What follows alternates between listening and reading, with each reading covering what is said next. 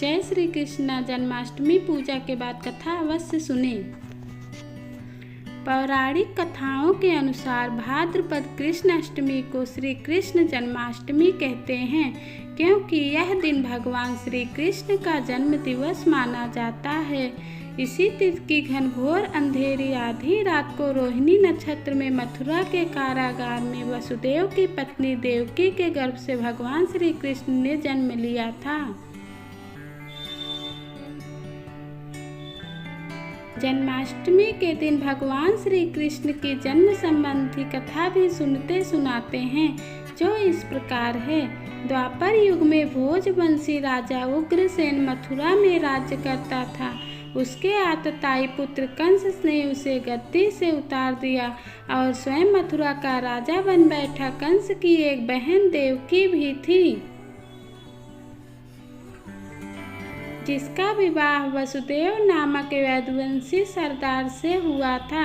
एक समय कंस अपनी बहन देवकी को उसकी ससुराल पहुंचाने जा रहा था। रास्ते में आकाशवाणी हुई, हे कंस, जिस देवकी को तू बड़े प्रेम से ले जा रहा है, उसी में तेरा काल बसता है। इसी के गर्भ से उत्पन्न 8वां बालक तेरा वध करेगा। यह सुनकर कंस वसुदेव को मारने के लिए उद्यत हुआ। तब देवकी ने उसे विनय पूर्वक कहा, मेरे गर्भ से जो संतान होगी उसे मैं तुम्हारे सामने ला दूंगी। बहनोई को मारने से क्या लाभ है। कंस ने देवकी की बात मान ली और मथुरा वापस चला आया। उसने वसुदेव और देवकी को कारागृह में डाल दिया। वसुदेव देवकी के एक एक करके 7 बच्चे हुए और 7 को जन्म लेते ही कंस ने मार डाला।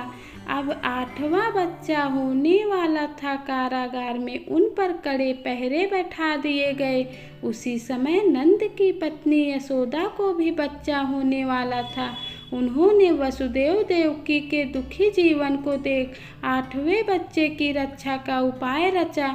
जिस समय वसुदेव देवकी को पुत्र पैदा हुआ, उसी समय संयोग से यशोदा के गर्भ से एक कन्या का जन्म हुआ, जो और कुछ नहीं सिर्फ माया थी। जिस कोठरी में देवकी वसुदेव कैद थे, उसमें अचानक प्रकाश हुआ। उनके सामने शंख चक्र गदा पद्म धारण किए हुए चतुर्भुज भगवान प्रकट हुए। दोनों भगवान के चरणों में गिर पड़े।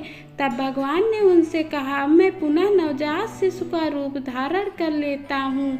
तुम मुझे इसी समय अपने मित्र नंद जी के घर वृंदावन में भेजाओ और उनके यहाँ जो कन्या जन्मी है उसे लाकर कंस के हवाले कर दो।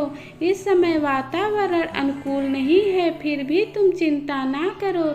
जागते हुए पहरेदार सो जाएंगे, कारागृह के फाटक अपने आप खुल जाएंगे और उफनती अथाह यमुना तुमको पार जाने का मार्ग दे देगी। उसी समय वसुदेव नवजात शिशु रूप श्री कृष्ण को सूप में रखकर कारागृह से निकल पड़े और अथाह यमुना को पार कर नंद जी के घर पहुँचे। वहाँ उन्होंने नवजात शिशु को यशोदा के साथ सुला दिया और कन्या को लेकर मथुरा आ गए। कारागृह के फाटक पूर्ववत बंद हो गए। अब कंस को सूचना मिली कि वसुदेव देवकी को बच्चा पैदा हुआ है। उसने बंदी गृह में जाकर देवकी के हाथ से नवजात कन्या को छीनकर पृथ्वी पर पटक देना चाहा, परंतु वह कन्या आकाश में उड़ गई और वहां से कहा, अरे मूर्ख, मुझे मारने से क्या होगा।